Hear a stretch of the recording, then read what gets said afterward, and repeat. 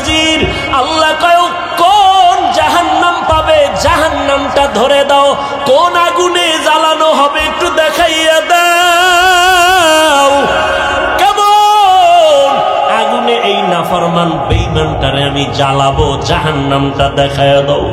এরে নবীর উম্মতের দল, জাহান্নামটা দেইখা অন্তরের পানি শুকাইয়া পাগল, ওদিকে আজরাইলের চেহারাটার আকৃতি দেইখা পাগলের মতো হয়ে যাবে। জানা আয়েশা রাদিয়াল্লাহু আনহা বলেন, আমি একদিন তাকাইয়া দেখি আমার মায়ার নবী আমার রুমের একটা কোণায় বয়া চুপচাপ গুনগুন গুনগুন করে নবী কান্না করে। আমি আয়েশা ভয় পেয়ে গেলাম, না জানি কোনো বেয়াদবি আমি করে ফেলেছি নাকি। আমি আয়েশা নবীর পাশে গিয়ে দাঁড়াইয়া বললাম, ও মায়ার নবী, আপনি আমার রুমের মধ্যে বসে কেন কাঁদেন? আমি আয়েশা কোনো বেয়াদবি করেছি নাকি? না রে আয়েশা, তুমি কেন বেয়াদবি করবা বলো। আম্মা জান আয়েশা বলেন, ও নবী, আমার মাত্র বয়স অনেক কম, 6 বছর বয়সে আপনার সাথে আমার বিবাহের বন্ধন হয়েছে। 9 বছর বয়সে আমি আপনার ঘরে আসছি। ও পর্দার আড়ালের আম্মা জানেরা, আম্মা জান আয়েশা কান্না করেন, নবী আমার বয়স অনেক কম। আম্মা জান আয়েশার 18 বছর যখন বয়স, তখন নবী দুনিয়া থেকে বিদায় নিয়ে চলে গেলেন। এরে নবীর উম্মতিরা, ও যুবকেরা, ও বৃদ্ধ বাবাজিরা, ও ব্যবসায়ীরা, ও পর্দার আড়ালের আম্মা জানেরা, আম্মা জান আয়েশা বলেন, নবী বেয়াদবি যদি না করে থাকি তো কেন কাঁদেন? নবী বলেন, ও আয়েশা, আমার হাসরের ময়দানের ভয়ঙ্কর অবস্থার কথা আমার মনে পড়েছে, জন্য কান্না করি। আম্মা জান আয়েশা বলেন, নবী কেমন ভয়ঙ্কর?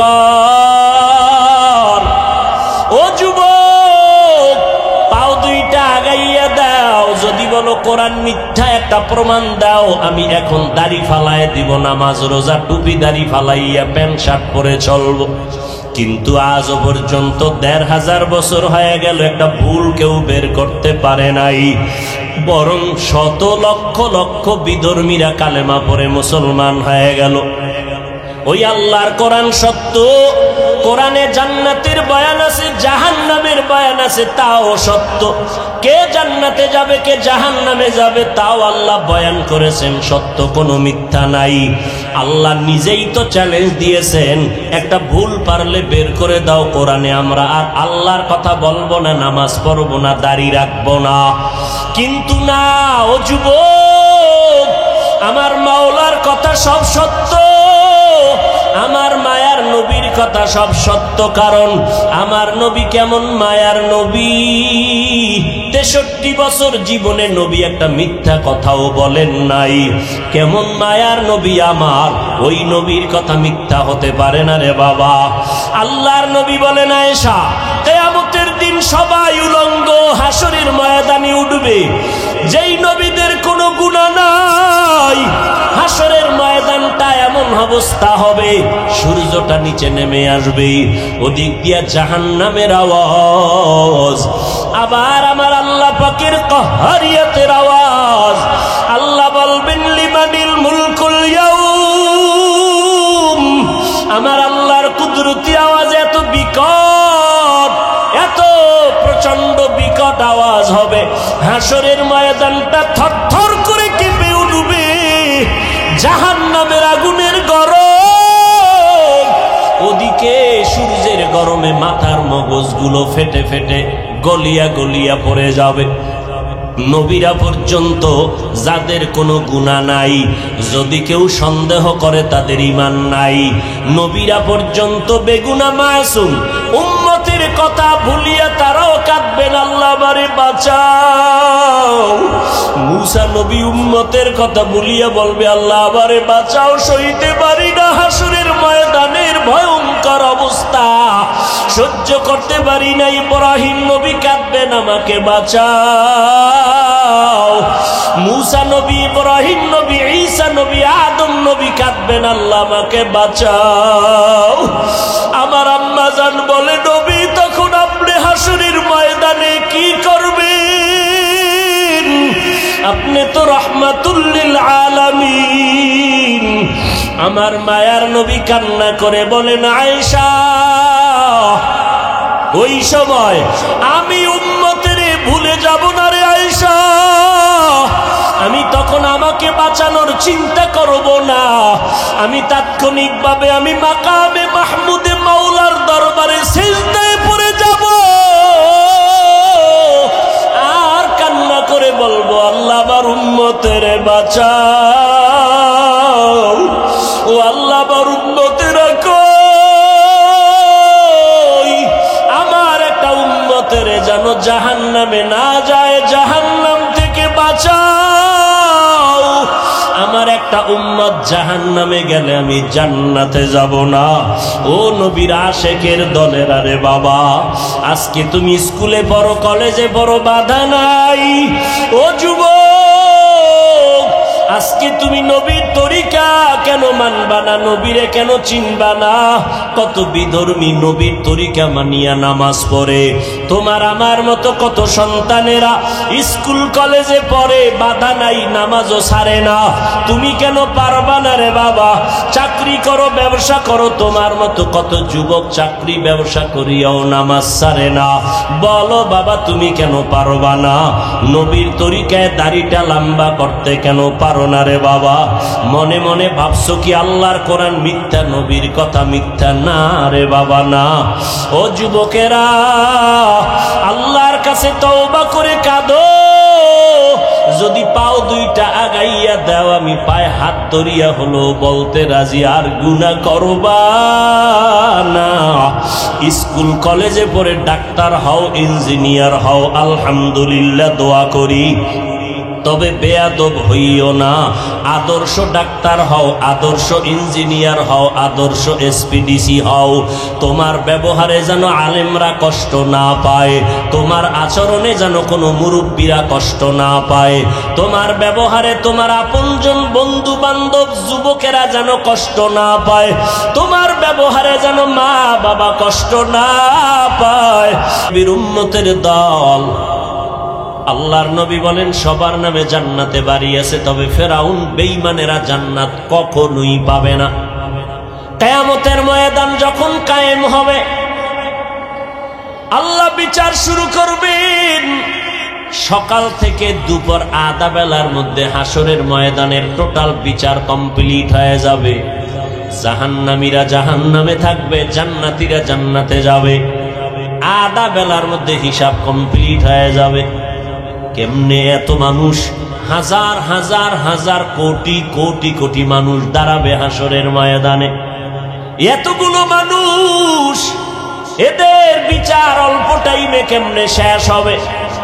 এরে আল্লাহর গোলাম, অথচ চাঁদপুর জেলার একটা থানার মধ্যে কত শত মামলা, এক একটা মামলা 50 বছর পর্যন্ত চলতেছে, এখনো ক্লিয়ার হয় না। টাকা দিলে মাঝে মাঝে, হাদিয়া দিলে মাঝে মাঝে মামলাগুলো তাজা হয়ে যায়। অথচ হাসরের ময়দানে আধা বেলার ভিতরে কোটি হাজার কোটি মানুষের বিচার কেমনে কমপ্লিট হবে? শুধু মানুষ না, আল্লাহ কুকুরকেও দাঁড় করাবেন, গরুরে দাঁড় করাবেন। এই পশু দাঁড়া, এই কুত্তা, দুনিয়াতে তুই ছিলি দুর্বল, তোর পাশের কুকুর ছিল শক্তিশালী, গায়ের জোরে তোর উপরে আক্রমণ করেছে, আজকে তোরে শক্তি বাড়ায় দিলাম, প্রতিশোধ নিয়ে নে, কারণ এটা ইনসাফের আদালত। আল-ইয়াউমা তুজজা কুল্লু নাফসিন বিমা কাসাবাত লা যুলমাল ইয়াউম ইন্নাল্লাহা সারিউল হিসাব। দ্রুত বিচার হয়ে যাবে, কোনো জুলুম করা হবে না। কেমনে সম্ভব? গরুরে আল্লাহ বলবে, রে গরু দুর্বল, দুনিয়াতে তুই দুর্বল ছিলি, শক্তিশালী গরুটা গায়ের জোরে এমনি তোর উপরে হামলা করেছে, আজকে ইনসাফের আদালত তোরে শক্তি দিলাম, প্রতিশোধ নিয়ে আনে। পশুর বিচার শেষ হওয়ার পর আল্লাহ এবার মানুষের বিচার শুরু করবেন। শুরু করার আগে বিশাল একটা মুমিনের বাহিনীকে আল্লাহ বলবেন, ও মুমিনের দল, তোমার আমল নামায় কোনো গুনাহ নাই। একটা বিশাল দলকে বলবে, তোমরা বিনা হিসাবে জান্নাতে চলে যাও।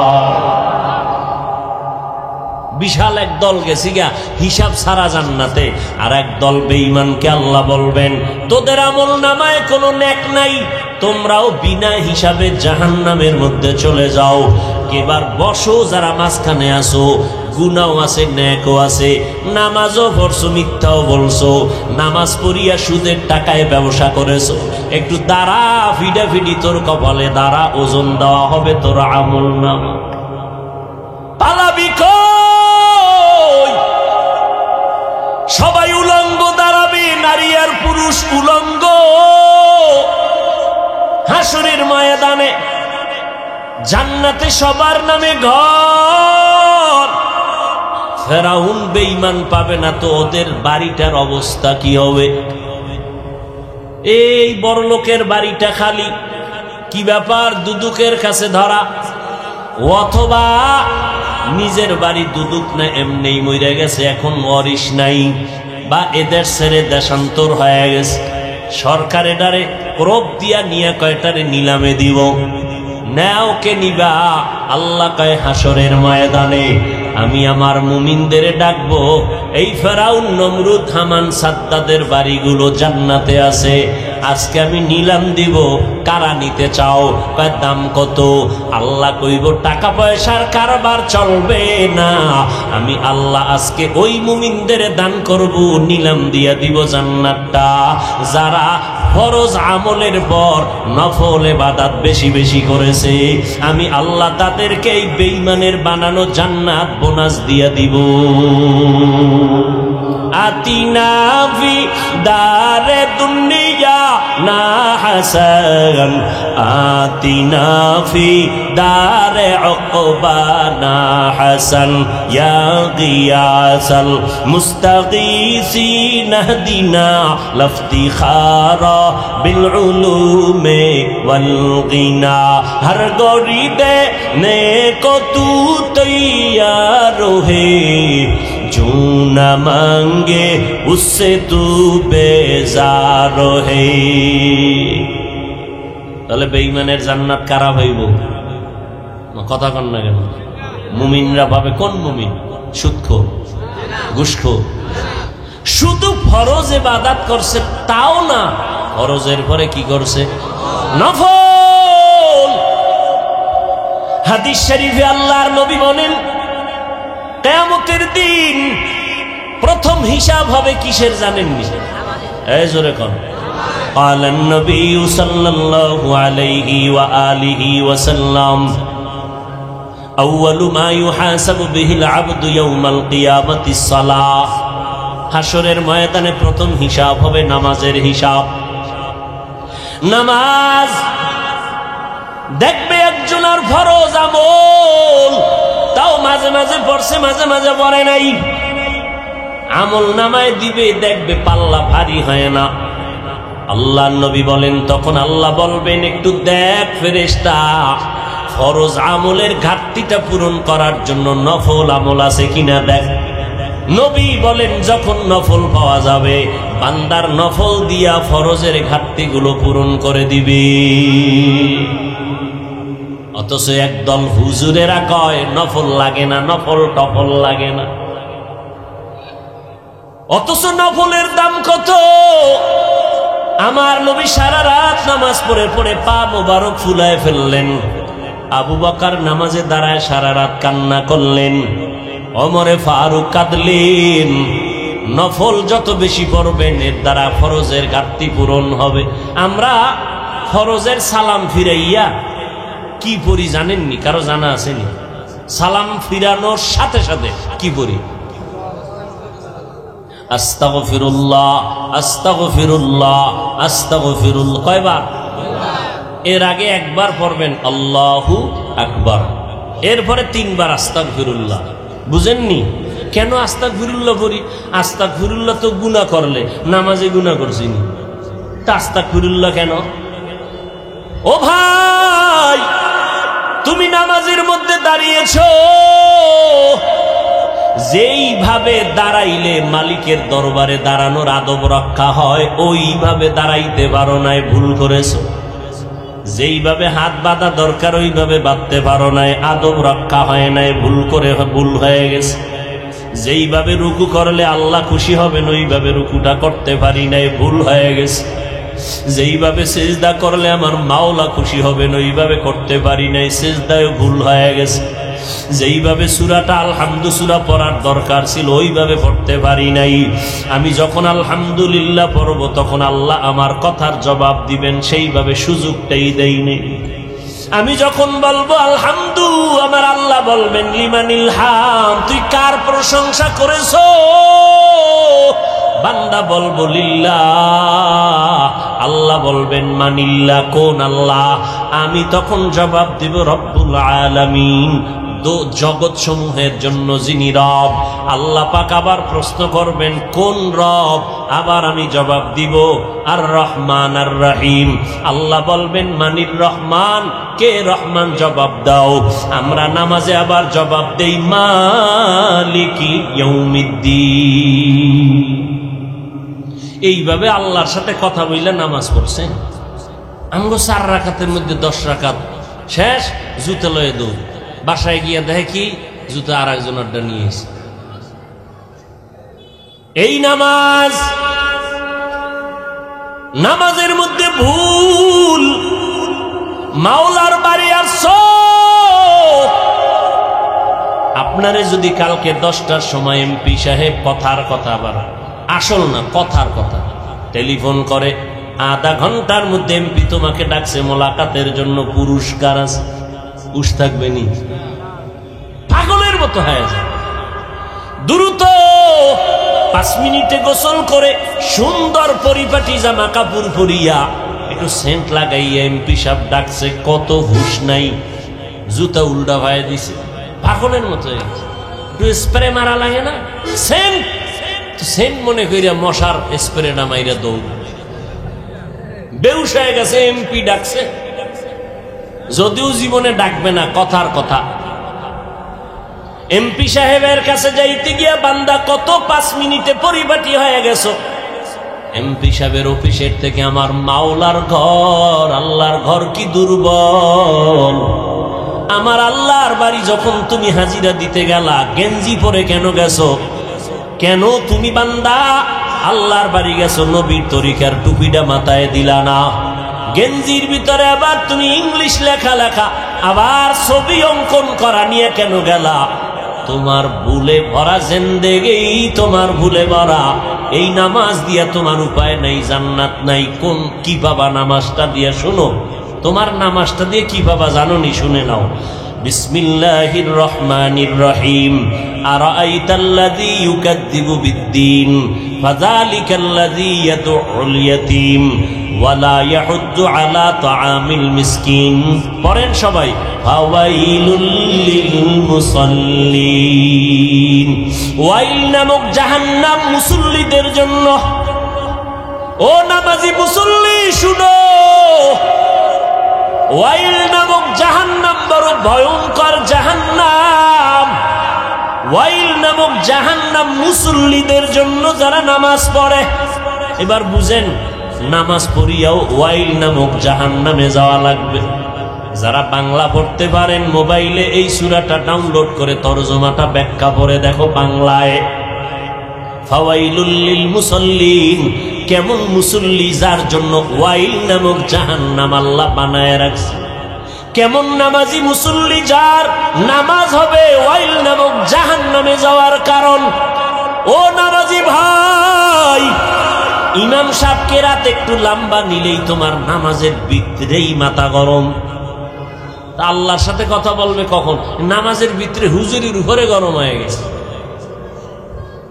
ভাইরা আমার,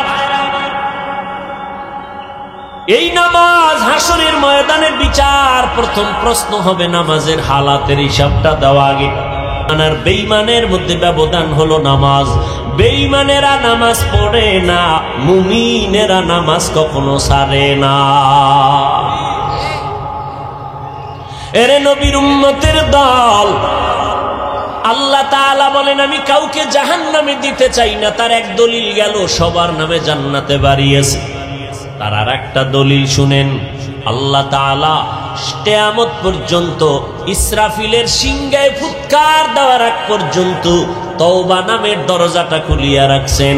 আল্লাহ পাক বলেন, ও বান্দা, তুই তো গুনার পাহাড় করছো, একদিনে করো নাই। একদিন, 2 দিন, 3 দিন, 1 মাস, 2 মাস, 1 বছর, 2 বছর করে করে গুনাহ করে করে করে করে এখন বিশাল পাহাড় বানাইছো।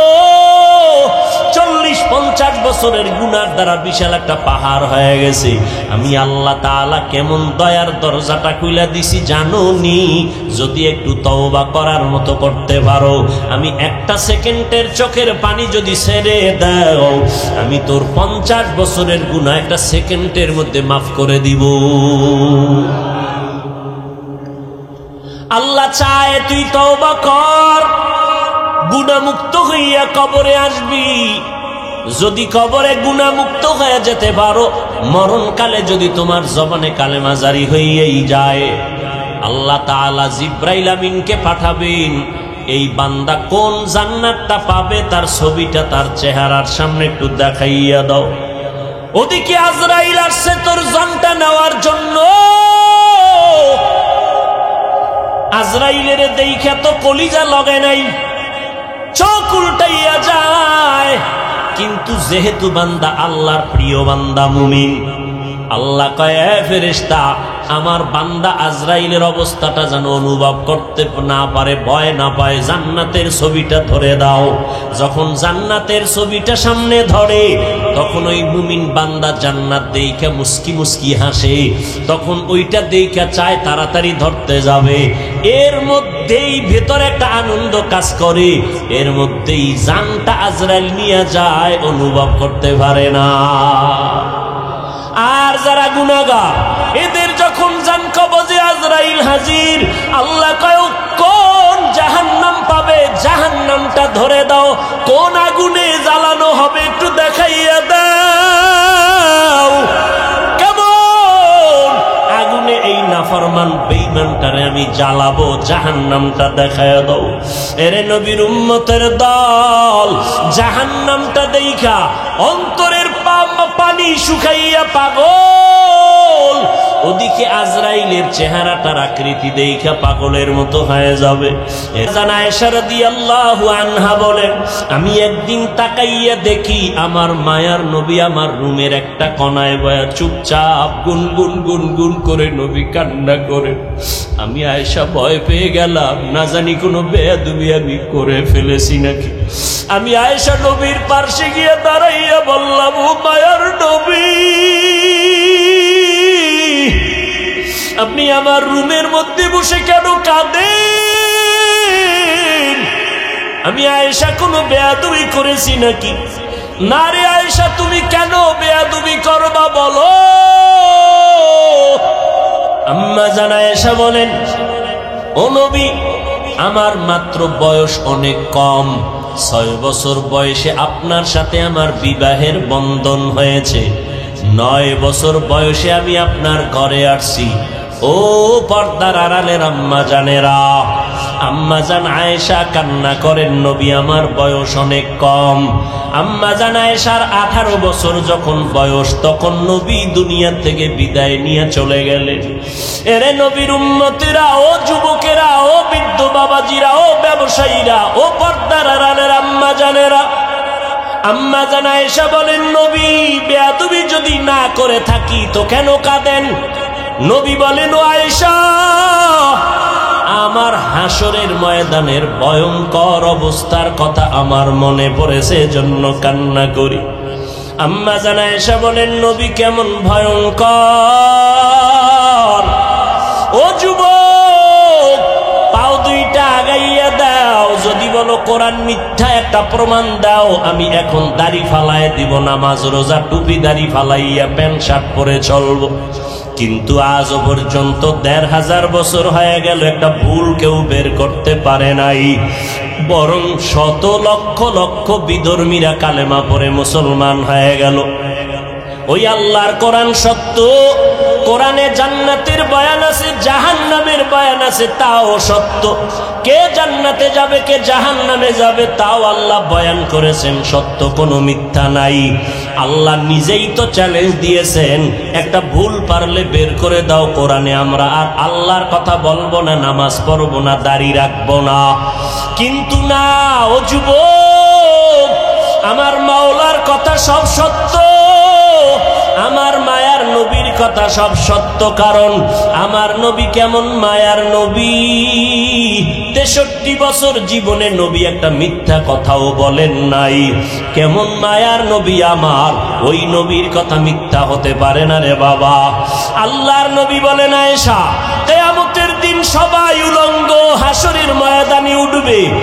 যেই নবীদের কোনো গুনাহ নাই, হাসরের ময়দানটা এমন অবস্থা হবে, সূর্যটা নিচে নেমে আসবে, ওদিক দিয়া জাহান্নামের আওয়াজ, আবার আমার আল্লাহ পাকের কাহারিয়াতের আওয়াজ। আল্লাহ বলবেন, লিমানিল মুলকুল ইয়াউম। আমার আল্লাহর কুদরতি আওয়াজ এত বিকট, এত প্রচন্ড বিকট আওয়াজ হবে, হাসরের ময়দানটা থরথর করে কেঁপে উঠবে।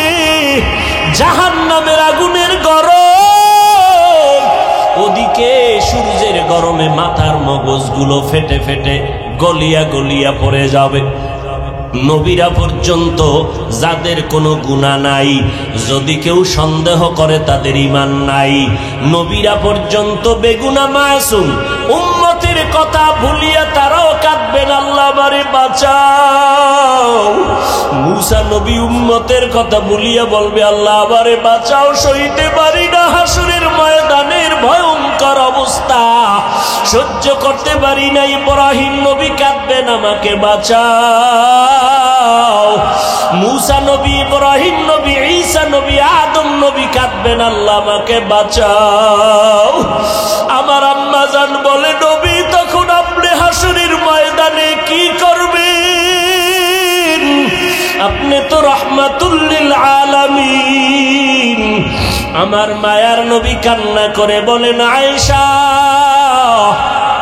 ওই সময় আমি উম্মতের ভুলে যাব না রে আয়েশা। আমি তখন আমাকে বাঁচানোর চিন্তা করব না, আমি তাৎক্ষণিকভাবে আমি মাকামে মাহমুদে মাওলার দরবারে সিজদায় পড়ে যাব আর কান্না করে বলবো, আল্লাহ আমার উম্মতের বাঁচাও,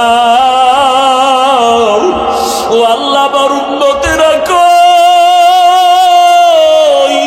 আমার একটা উম্মতের যেন জাহান্নামে না যায়, জাহান্নাম থেকে বাঁচাও। আমার একটা উম্মত জাহান্নামে গেলে আমি জান্নাতে যাব না। ও নবীর আশেকের দলের, আরে বাবা, আজকে তুমি স্কুলে পড়ো, কলেজে পড়ো, বাধা নাই। ও যুবক, আজকে তুমি নবীর তরিকা কেন মানবা না, নবীরে কেন চিনবা না? কত বিধর্মী নবীর তরিকা মানিয়া নামাজ পড়ে। তোমার আমার মতো কত সন্তানেরা স্কুল কলেজে পড়ে, বাধা নাই, নামাজও ছাড়ে না। তুমি কেন পারবা না রে বাবা? চাকরি করো, ব্যবসা করো, তোমার মতো কত যুবক চাকরি ব্যবসা করিয়াও নামাজ ছাড়ে না।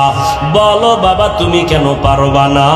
নবীর তরিকায় দাড়িটা লম্বা করতে কেন পারো না রে বাবা? মনে মনে ভাবছো কি আল্লাহর কোরআন মিথ্যা, নবীর কথা মিথ্যা? না রে বাবা, না। ও যুবকেরা, আল্লাহর কাছে তওবা করে কাঁদো। যদি পাও দুইটা আগাইয়া দাও, আমি পায়ে হাত ধরিয়া হলো বলতে রাজি, আর গুনাহ করবা না। স্কুল কলেজে পড়ে ডাক্তার হও, ইঞ্জিনিয়ার হও, আলহামদুলিল্লাহ, দোয়া করি। তবে বেয়াদব হইও না। আদর্শ ডাক্তার হও, আদর্শ ইঞ্জিনিয়ার হও, আদর্শ এসপিডিসি হও। তোমার ব্যবহারে যেন আলেমরা কষ্ট না পায়, তোমার আচরণে যেন কোনো মুরব্বীরা কষ্ট না পায়, তোমার ব্যবহারে তোমার আপনজন বন্ধু বান্ধব যুবকেরা যেন কষ্ট না পায়, তোমার ব্যবহারে যেন মা বাবা কষ্ট না পায়।